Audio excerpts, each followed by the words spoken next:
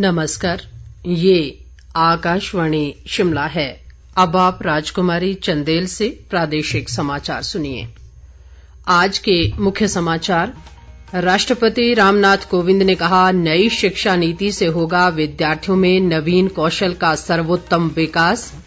मुख्यमंत्री जयराम ठाकुर ने अधिकारियों को शिवधाम परियोजना के पहले चरण का कार्य 2 महीने में पूरा करने के दिए निर्देश।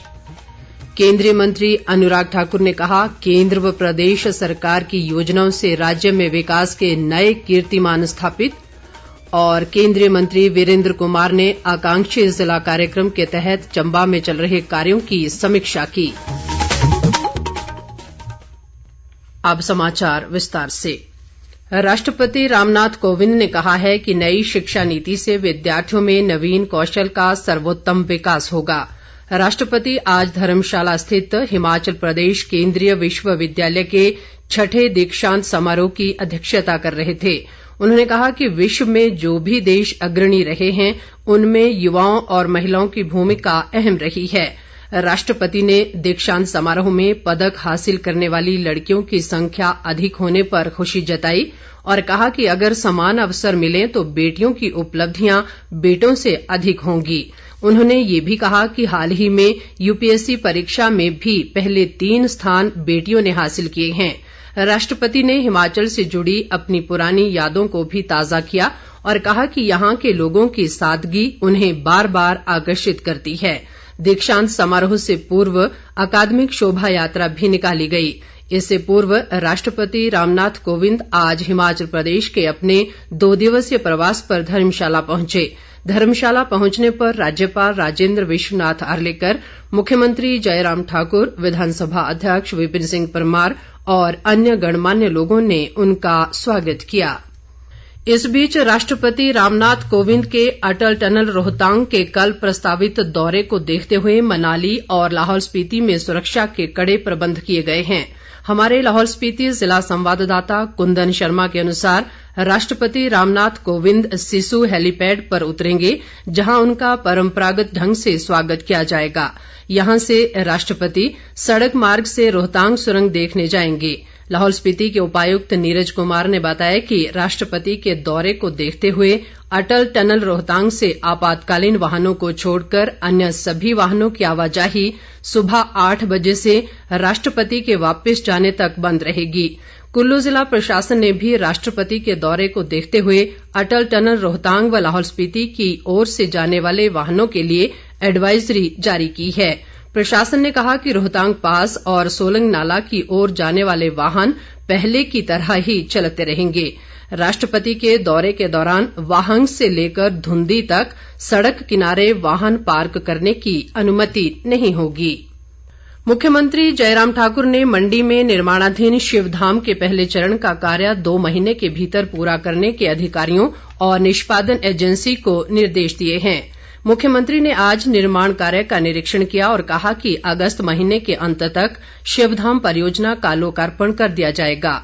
उन्होंने कहा कि प्रदेश में पर्यटन विकास के लिए 2100 करोड़ रुपए की परियोजना स्वीकृत हुई है। इससे प्रदेश में पर्यटन विकास की गतिविधियों को नई गति मिलेगी।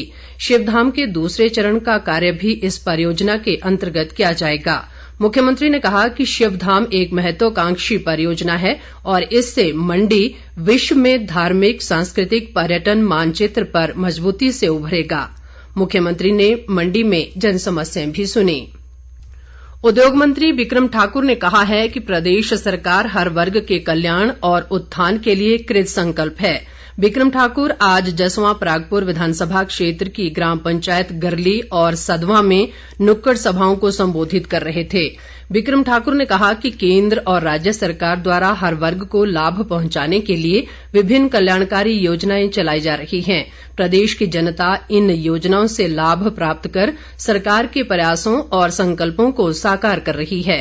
उन्होंने इस मौके पर लोगों से संवाद भी किया और जन समस्याएं सुनी तथा अधिकांश का मौके पर ही निपटारा किया।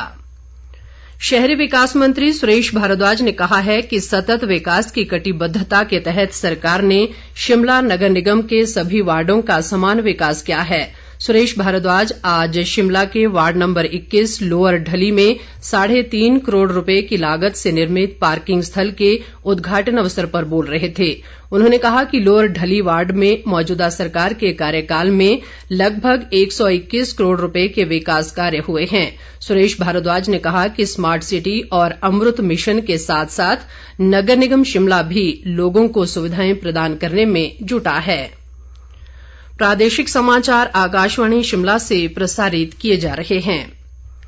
केंद्रीय सूचना व प्रसारण और खेल मंत्री अनुराग सिंह ठाकुर ने कहा है कि केंद्र व प्रदेश सरकार की योजनाओं का प्रदेश के लोगों को लाभ मिल रहा है और राज्य में विकास के नए कीर्तिमान स्थापित हो रहे हैं। अनुराग ठाकुर आज ऊना जिला के प्राचीन व ऐतिहासिक 3 दिवसीय पिपलू मेले के शुभारंभ के मौके पर बोल रहे थे। उन्होंने कहा कि प्रधानमंत्री नरेंद्र मोदी के नेतृत्व में केंद्र सरकार ने देशवासियों को निःशुल्क कोरोना वैक्सीन का तोहफा दिया है। इसी कारण 2 वर्ष के अंतराल के बाद हम सभी पिपलू मेले में शामिल हो पाए हैं। अनुराग ठाकुर ने इससे पूर्व पारंपरिक पूजा अर्चना और झंडा रस्म में हिस्सा लिया। उन्होंने बाद में दीप प्रज्वलित कर सांस्कृतिक कार्यक्रम का शुभारंभ किया, जिसमें प्रदेश पुलिस के हारमोनी ऑफ पाइन्स बैंड ने लोगों का खूब मनोरंजन किया। अनुराग ठाकुर ने मेले में लगाई गई विकासात्मक प्रदर्शनी का अवलोकन भी किया। कृषि मंत्री वीरेंद्र कंवर, राष्ट्रीय कामधेनु आयोग के अध्यक्ष बल्लभ भाई कथीरिया और राज्य पथ परिवहन निगम के उपाध्यक्ष विजय अग्निहोत्री भी इस दौरान मौजूद रहे। केंद्रीय सामाजिक न्याय व अधिकारिता मंत्री वीरेंद्र कुमार ने कहा है कि प्रधानमंत्री नरेंद्र मोदी के 8 वर्ष के कार्यकाल के दौरान सेवा और सुशासन के संकल्प को दोहराते हुए गरीब वर्ग का कल्याण किया गया है। उन्होंने कहा कि प्रधानमंत्री ने एक राष्ट्र एक परिवार की अपनी परिकल्पना को आत्मसात किया है। वीरेंद्र कुमार आज चंबा में एक पत्रकार वार्ता को संबोधित कर रहे थे। उन्होंने कहा कि मौजूदा सरकार के कार्यकाल में गरीब परिवारों के घर का सपना पूरा करते हुए प्रधानमंत्री आवास योजना के तहत देश में 3 करोड़ मकान बनाए गए। इससे पहले केंद्रीय मंत्री ने आकांक्षी जिला कार्यक्रम के तहत चंबा में आयोजित समीक्षा बैठक की अध्यक्षता की। उन्होंने अधिकारियों से और लगन से कार्य करने का आह्वान किया। वीरेंद्र कुमार ने इस मौके पर विभिन्न केंद्रीय योजनाओं के लाभार्थियों से सीधा संवाद भी किया। प्रदेश भाजपा के मुख्य प्रवक्ता रणधीर शर्मा ने कहा है कि भाजपा की मिशन रिपीट की राह आसान होती जा रही है, जिससे कांग्रेस बौखलाहट में है और तथ्यहीन बयानबाजी कर रही है। रणधीर शर्मा ने आज शिमला में एक पत्रकार वार्ता में कहा कि निर्दलीय विधायकों की सदस्यता को लेकर विधानसभा सचिवालय निर्णय लेगा। उन्होंने कहा कि 2 निर्दलीय विधायकों को पार्टी के सभी शीर्ष नेताओं से बातचीत कर पार्टी में शामिल किया गया है और भाजपा में इस निर्णय को लेकर कोई विरोधाभास नहीं है। उन्होंने दावा किया कि सरकार की कल्याणकारी योजनाओं का जनता को लाभ मिल रहा है, जिसकी बदौलत पार्टी फिर से सरकार बनाएगी। प्रदेश कांग्रेस उपाध्यक्ष नरेश चौहान ने 2 चुने हुए निर्दलीय विधायकों को भाजपा में शामिल करने को दल बदल विरोधी कानून की अवहेलना करार दिया है। नरेश चौहान ने आज शिमला में एक पत्रकार वार्ता में कहा कि मुख्यमंत्री जयराम ठाकुर इस कानून से भली भांति परिचित हैं, इसके बावजूद उन्होंने इस कानून की अवहेलना की है। उन्होंने इन 2 विधायकों के भाजपा में शामिल होने पर मुख्यमंत्री से नैतिकता के आधार पर स्पष्टीकरण की मांग की। नरेश चौहान ने आरोप लगाया कि भाजपा में वरिष्ठ नेता प्रोफेसर प्रेम कुमार धूमल को दरकिनार करने की राजनीति चल रही है। इसी के चलते 2 विधायकों को कानून की अवहेलना कर भाजपा में शामिल किया गया है। उन्होंने मुख्यमंत्री को कांग्रेस के बारे में बयानबाजी छोड़ अपनी सरकार की चिंता करने की सलाह दी। प्रदेश के 6 विश्वविद्यालयों, 50 महाविद्यालयों और तकनीकी शिक्षा विभाग ने इंदिरा गांधी राष्ट्रीय अकादमी के साथ आज एक समझौता ज्ञापन पर हस्ताक्षर किए। इस समझौता ज्ञापन के अनुसार भविष्य के लिए छात्रों को तैयार करने और उन्हें ड्रोन के क्षेत्र में रोजगार के अवसर उपलब्ध करवाने तथा उनका उपयोग कर सशक्त बनाने के लिए ड्रोन फ्लाइंग प्रशिक्षण से संबंधित कौशल विकास पाठ्यक्रम चलाए जाएंगे। सूचना प्रौद्योगिकी विभाग के एक प्रवक्ता ने आज शिमला में कहा कि राज्य सरकार द्वारा ड्रोन नीति के प्रावधानों के दृष्टिगत राज्य में ड्रोन क्षेत्र को बढ़ावा देने की दिशा में ये एक बड़ा कदम है। अंत में मुख्य समाचार एक बार फिर।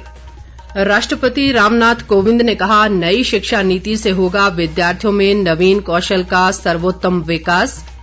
मुख्यमंत्री जयराम ठाकुर ने अधिकारियों को शिवधाम परियोजना के पहले चरण का कार्य 2 महीने में पूरा करने के दिए निर्देश। केंद्रीय मंत्री अनुराग ठाकुर ने कहा, केंद्र व प्रदेश सरकार की योजनाओं से राज्य में विकास के नए कीर्तिमान स्थापित। और केंद्रीय मंत्री वीरेंद्र कुमार ने आकांक्षी जिला कार्यक्रम के तहत चंबा में चल रहे कार्यों की समीक्षा की।